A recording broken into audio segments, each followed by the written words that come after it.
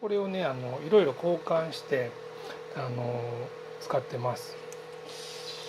まずはね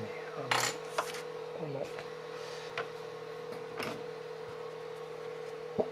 のマグネット式でこのスチールのこのプレートを貼り付けるやつですね。これグッと曲げると造形物が簡単に剥がれるっていうでガラスのプレートがねすごく使いやすいんですけども、これノーマルのセンサーだとガラス検知できなくて下のプレートの高さで検知するので、こうプリント開始するところのガラスをグイッと押しちゃってね使えないんで、プレートを交換したらまず Z オフセットを調節します。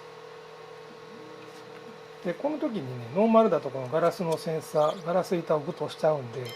このね薄いアルミの板を、これアルミの名刺サイズのカードなんですけども、これを上に置きます。これねこういうのなければアルミテープとかアルミホイルを両面テープで貼ったりしてもいいのかなと思います。でねこれでセンサー完全に騙されますんで、はい、あとは通常通りこの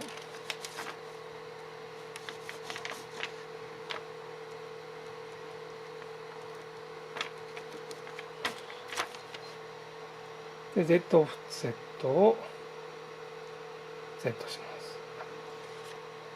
でこれで準備完了で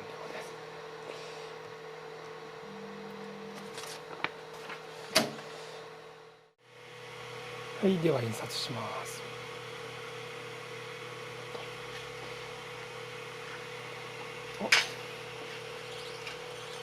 この時にねこのプレートを忘れずにセットします。これセットしとかないとガラスグイッと押しちゃうんで、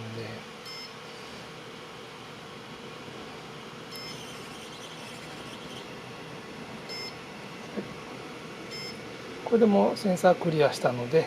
とても大丈夫です。